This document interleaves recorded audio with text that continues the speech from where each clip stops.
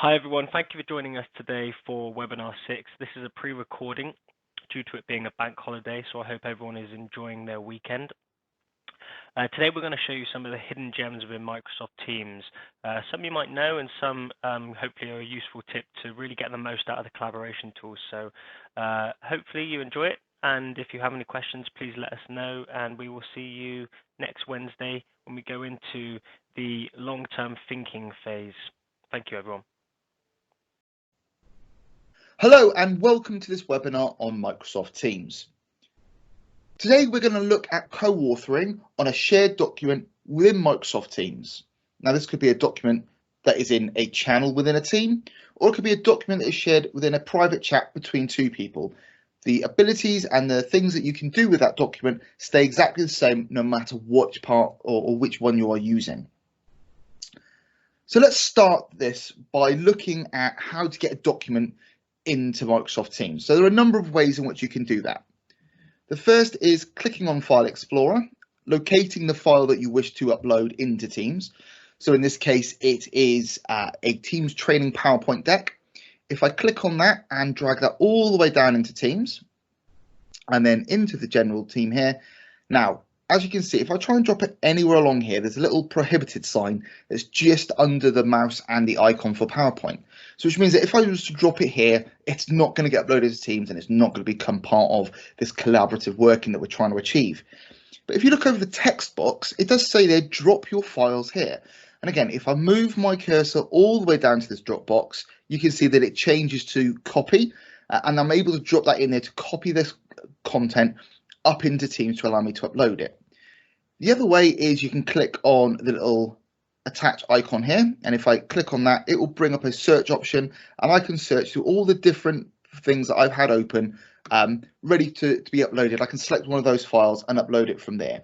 The third option is by going all the way into files itself here, again clicking on upload, and then that will open up a mini file explorer for me to go and look through all my files to go and look for a document that I wish to upload and do it that way. You can upload files from OneDrive, so you can just upload it from your OneDrive if you want to do it that way, and you can upload it from SharePoint as well if you want to do it that way. And again, it's much the same way, clicking on the link, finding it within SharePoint or within OneDrive, and clicking upload from there. Now, there isn't a limit as such to what you can upload, so any file can be uploaded within Teams. You are only limited by the file size, so the standard file size that can be uploaded into Teams in one go is 15 gigabytes. Now that's a lot of data and a lot of information, but you can also upload multiple files of much smaller amounts in the same upload, as long as the total file amount being uploaded is less than 15 gigabytes. So there's no more having to click on one and wait for it to upload. You can put them all into the chat part down here or attachments there and upload multiple files in one go. So that could be an entire folder's worth if it's under 15 gigs, or it could just be multiple single files up to the value of 15 gig. In the interest of time and the interest of this demo, I've already uploaded the file, as we've already seen, into the files section of this demo. And you can see there, it says there, training team PPTK. You can see there, there's a little PowerPoint icon as well to let you know. And again, if this was a Word document or it was a Excel document, the icon would be green with an X in it for Excel and blue with a W in it for a Word document. So you have that there as well. Now, if we move along here to the right, you can see that there's a modified sign, and the modified sign is telling us when this document was last modified. So it was modified 27 minutes ago by my colleague Ed, and you can see that it was modified by Ed as well. So we've got the document in there, and we can start to do this collaborative working on there now. And there's a couple of ways you can access this document. There's actually three. I can either right click on this and I get a sub-menu drop up, or if I hover over it, you can see the three little ellipses there. If I click on that, I get the same menu open up. And to begin with, what we're going to look at here is open. And there's three options here to opening. You can open it in PowerPoint Online, open it in PowerPoint Desktop, or edit it in Teams. So the first thing I'm going to show you is editing it in Teams. So if I click on edit in Teams, a lot of people aren't aware of this, but it opens it fully within Teams. And it tells me as soon as I open it, while I was away, changes were made by James Wilson and Ed Dale. And I can click on this then and show the detailed changes. So if I click on that, it would have shown me all the detailed changes that they have made, so I can go in and view them. I can see any comments that I've put in there. So at the moment, there's a comment by myself that says, don't change the design. And you can see that comment's there, and you can see that's linked to slide 1. Now, this is still within Teams. You can see the purple along the top here with the menu bar, my initials for my icon. You can see that we are in a training Teams PowerPoint there, but you can still see the same usual 6 icons down the left hand side with your apps and help button down the bottom there. You can see it's still within Teams, but it's still Teams overall. But if you look at all the bits and pieces that are part of the PowerPoint section inside of it, that looks very much like full-blown desktop PowerPoint. You have the ability to put in transitions. You have the ability to put in animations. You still have the ability to put in the slideshows and all that element. And then if I come all the way down here to the bottom, on the right hand side, I've still got this ability to go into slideshow mode. So if this was being presented to me, or I was presenting this to my colleague as part of this, looking at it this way, I'd be able to go into the slideshow. I'd be able to present it, go into present view on my side, and still walk through them how my thought process was working with this presentation and how I'd want it to be presented. Now, we're all very much used to that. And again, while you're in this version here, I might not be on the phone to Ed. I might just want to chat with him through the messaging feature. So again, if I go up to here and I go to conversation, if I click on that, I can start a conversation with Ed and James because they're both part of this team and say, hey guys, thanks for your input so far. What do you think of the latest redesign? What do you think of what we've added so far? I've made a few tweaks. Can you have a look at them? That means they're aware that I've made changes to this document, but I haven't had to send an extra email. I haven't had to ring them beforehand. It's in there. It's part of the chat. They are able to see that and be able to react to it. Now, what happens if I was to open this in PowerPoint Desktop? So again, if I click on this and I go to open and I open in PowerPoint Desktop, again, what you'll notice is that it was still opening up in PowerPoint Desktop. It looked almost exactly the same as it did within Teams. Main differences being that I don't have things like design ideas and dictate because they are powered by Microsoft AI, which is part of the PowerPoint program itself. But the major change that you will see here is that autosave in this top left-hand corner is turned on.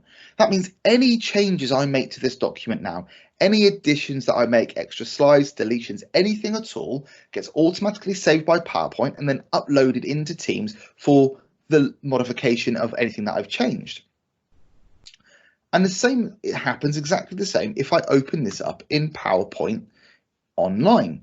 Again, there's no feature in PowerPoint Online for me to auto-save this. It's already enabled. So as you can see here, I'm opening a PowerPoint Online. Now, I might not have a PC that I'm using Teams on. I might be accessing Teams through Office.com and having full capabilities within Office.com to access all my Teams chats and experience Teams. I have the ability to open up PowerPoint. I have the ability to use full-blown PowerPoint as I would in the desktop version, but online instead.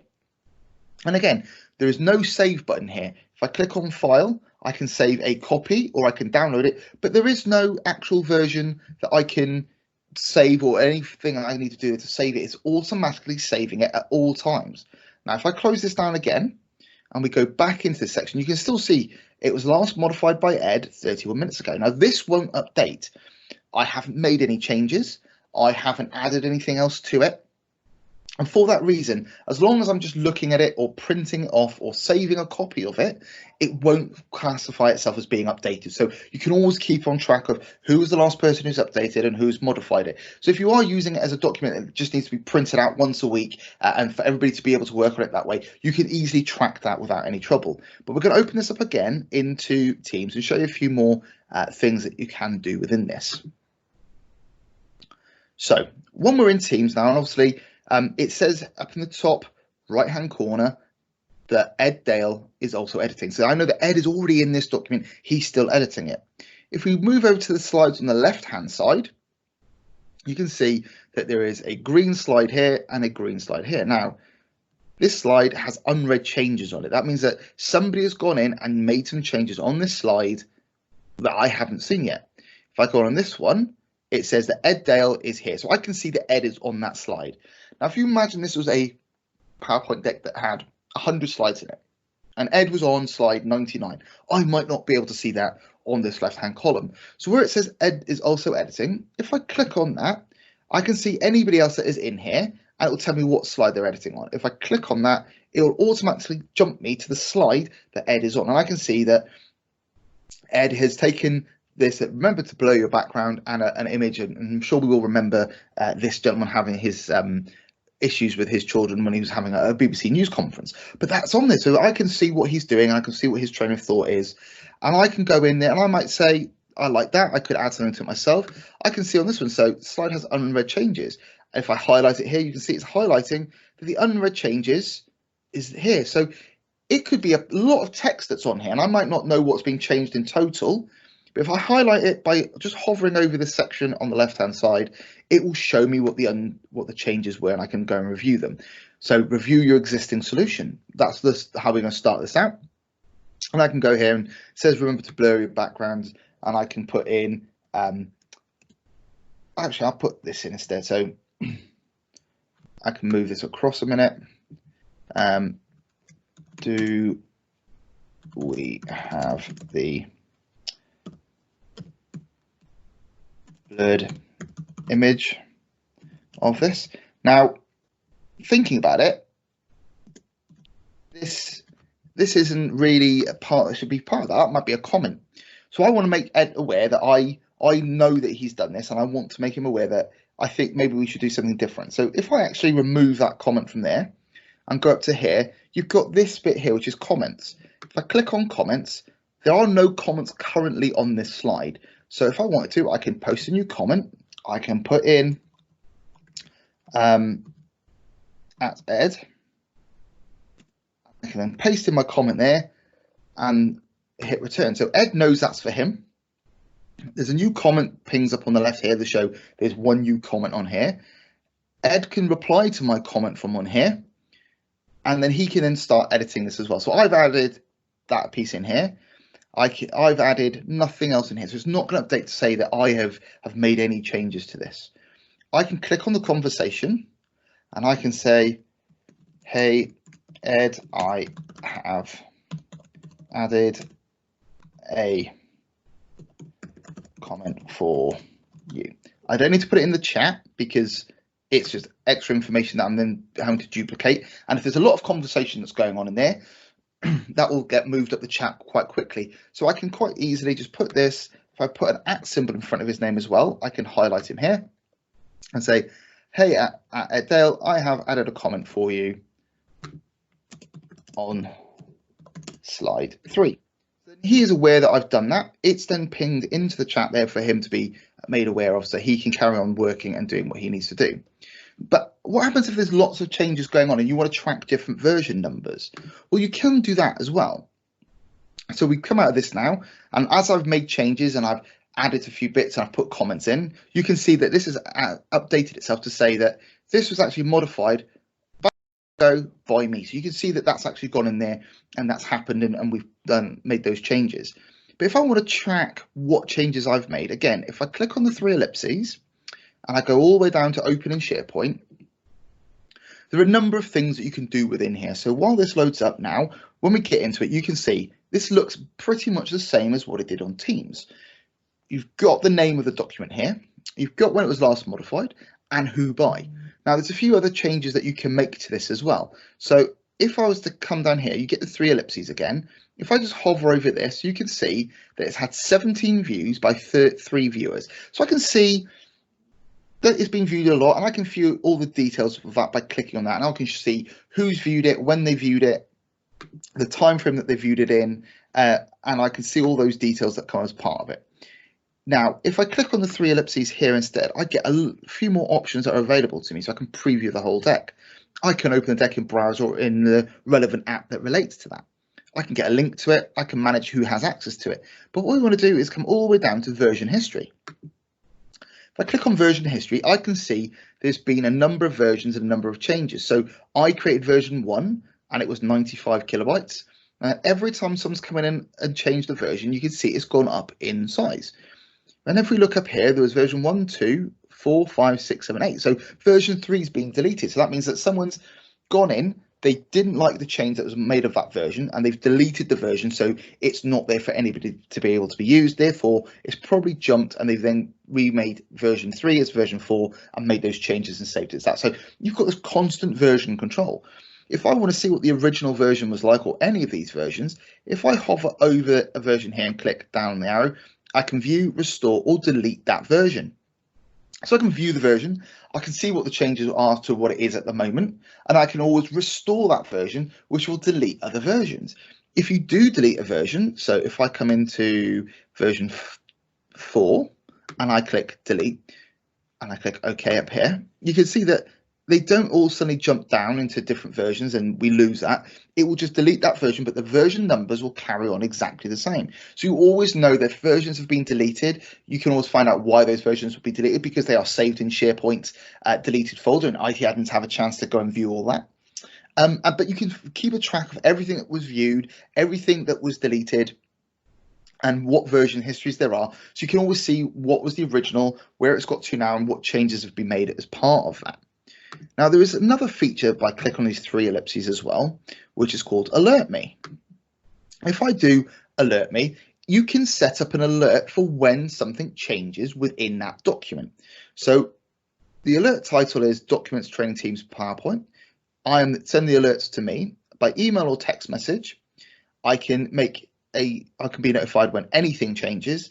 If someone changes a document, if someone changes a document created by myself, or someone changes a document that was last modified by me. So I can have multiple different types of changes. I can have it sent to me immediately, a daily summary, or a weekly summary. So I can get constant alerts of when things are changing within the document that we are collaborating on. So if I've created it and I want to keep up on track of what everybody's doing with that document, I can quite easily set up this alert me function and be notified when changes are making. So if you know nobody's meant to be changing anything, you will get a notification, so you can go in and always restore back to the original version that you created. And the last thing that you can do is something called checkout. Now, checkout is on here, and it is actually within Teams as well, but we'll do it within Teams because it's a little bit easier. Again, 3 ellipses, all the way down to more, and then checkout. If you click checkout, what it will do is it will remove the ability for anybody to edit this document. You have technically checked it out as if it's from a library, so people can still actually physically see it's there, but they can't make any edits to it. They can only print any of the information that's on their app, but they can't do anything else to that document. They can't download it, they can't save it, they can only print it. And until you put it back in or check it back in, you don't have the ability to do anything else with it. Now, if I try and check this out, it's not going to let me do it, simply because Ed is still in the document. I know he's still there working. So if someone's already in the document, you are not able to check that file out, because they might be working on it, they might be doing some updates, and as soon as you check it out, it'll forget any of the updates they have done until its last save. So it won't be able to do that. So you cannot check out a file when someone is in it. So if you wanted to, you would have to then go and ask them to remove themselves, and then you'll be able to check that file out. And the last thing I'll mention is this here, which is pinned to top. Now, obviously, more and more files that get uploaded into a team or into a private chat, they will start to get lost towards the bottom.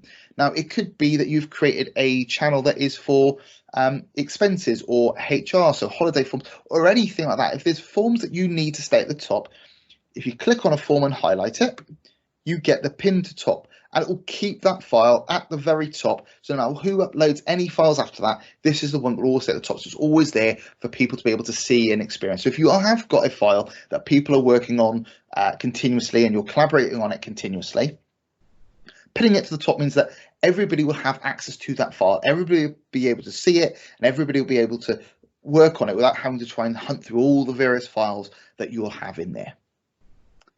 So that is collaborative working within Teams, and using a live, living, breathing document and being able to see who has entertained on it, who has created on it, who has made modifications to it, and how to track those modifications and roll any back that you feel aren't relevant to what you're trying to do.